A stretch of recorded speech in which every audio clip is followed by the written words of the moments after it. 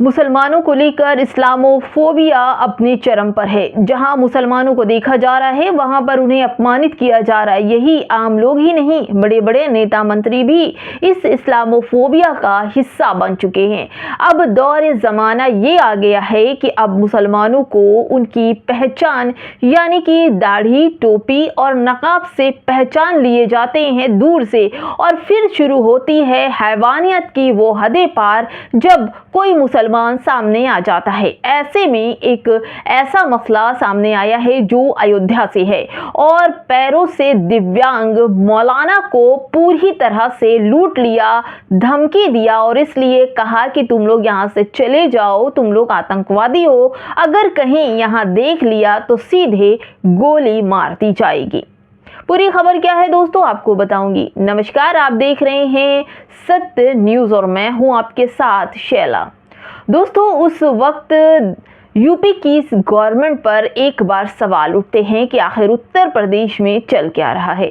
उत्तर प्रदेश में जिस तरह से दलितों की खबरें आती हैं, उसके बाद मुसलमानों की खबरें आती हैं, और दोनों ही के साथ जिस तरह से बर्ताव हो रहे हैं, हमारे सीएम कहते हैं कि उत्तर प्रदेश में माफिया चुन चुन कर खत्म कर दिए गए हैं।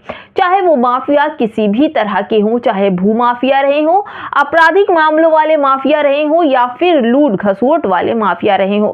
सीएम कहते हैं कि उत्तर प्रदेश पूरी तरह से साफ सुथरा हो गया है। वहीं अगर खबरें उठाकर देखें, इतिहास के पन्ने 2-4 साल के उठाकर देखें, तो आपको ये समझ में आएगा कि उत्तर प्रदेश में एनसीआरबी की रिपोर्ट क्या कहती है। और साथ ही साथ आप ये देखिए, 15,000 से भी ज्यादा मसले दलितों के साथ हैं, और मुसलमानों के जो मसले हैं वो अनगिनत हैं। ऐसे में एक वीडियो अयोध्या से आता है जो कि विकलांग मौलाना है, नाम है शहंशाह। वो बताते हैं कि उनके साथ क्या क्या हुआ। दोस्तों, आपको जर्नो मिरर की ये रिपोर्ट मैं आपको पढ़ के सुना रही हूँ कि अयोध्या के रहने वाले विकलांग मौलाना शहंशाह को शरारती तत्वों ने रोककर पीटा, दाढ़ी खींची, बंदूक की नोक पर पैसे छीनने का है आरोप। दोस्तों, मौलाना कहते हैं कि मुझे रास्ते में अयोध्या के रोक लिया, सन्नाटा देखकर, साथ ही साथ मेरे 22,000 कुछ रुपए भी छीन लिए, साथ ही साथ पेटीएम जो मेरे मोबाइल में पैसा था, बंदूक की नोक दिखाकर पैसे 5,000 से ज्यादा वो भी ऑनलाइन ले लिए किसी प्रशांत नाम के व्यक्ति के साथ। और साथ ही साथ इन मौलाना ने ये बताया कि उन लोगों ने मुझे धमकी दी कि तुम्हारी दाढ़ी है, टोपी है, और अगर कहीं दिख गए दोबारा तो तुम्हें सीधे गोली मार देंगे, तुम लोग आतंकवादी हो, जिहादी हो, और सीधे भारत को छोड़कर चले जाओ, और नहीं तो हश्र बुरा होगा। उन लोगों ने बहुत बुरी ही तरह से उन्हें मारा भी, पीटा भी, और साथ ही उनके पैसे भी छीन लिए। साथ ही साथ अगर ये लूट की घटना होती तो सिर्फ पैसे लूट कर चले गए होते, लेकिन दाढ़ी खींचना, टोपी उतारना, उन्हें थप्पड़ मारना और मुस्लिम होने पर गाली देना, और साथ साथ ये कहना कि जिहादी हो, आतंकवादी हो, भारत छोड़कर चले जाओ, अगर दोबारा कहीं दिखे तो सीधे गोली मार दी जाएगी।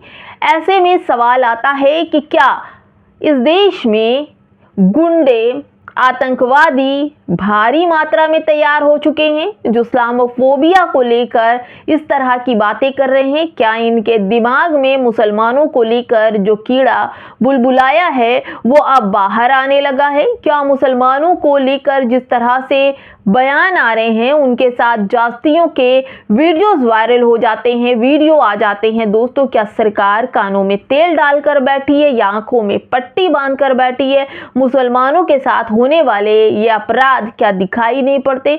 दोस्तों, इन्हीं शहंशाह, मौलाना शहंशाह का कहना है कि जब मैं इसकी शिकायत पुलिस विभाग में करना चाहता था तो वहां से मुझे लौटा दिया गया। कहा जहां ये घटना हुई है आप वहां एफआईआर करवाइए। जब वहां पहुंचता हूं तो वहां के थाने के लोग कहते हैं कि जहां आप रहते हैं वहां जाकर एफआईआर लिखवाइए। ऐसे में सवाल होता है कि घटना कहीं की भी हो, अगर पुलिस प्रशासन या सरकार मुसलमानों का साथ देती या आपराधिक मामले में सख्त रवैया अपनाती है तो इनकी सहायता के साथ साथ आरोपी भी पकड़ा जाता, क्योंकि आरोपी ने सबूत छोड़े हैं। उसने जो पैसे किसी और प्रशांत के नाम से ट्रांसफ़र कराए हैं वो सबूत है और आरोपियों तक पहुंचा जा सकता है। लेकिन मामला मुसलमान से जुड़ा है, एक मौलाना से जुड़ा है जो मदरसे में टीचिंग करने का सर्टिफिकेट लेकर चल रहा था। रास्ते में रोका गया, मारा पीटा गया, दाढ़ी नोची गई और उसे जान से मारने की भी धमकी दी गई। जब मामला मुसलमानों से जुड़ा हो तो कानून भी पस्त होता है और सरकारें भी पस्त होती हैं।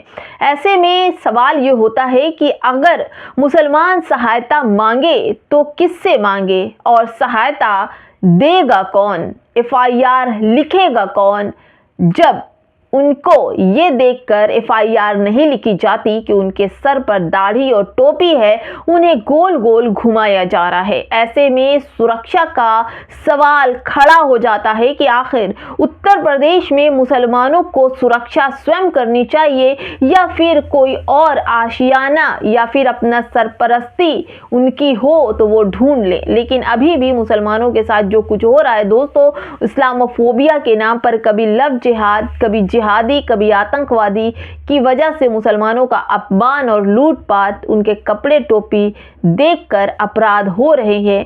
तो सरकार क्या कर रही है? नमस्कार।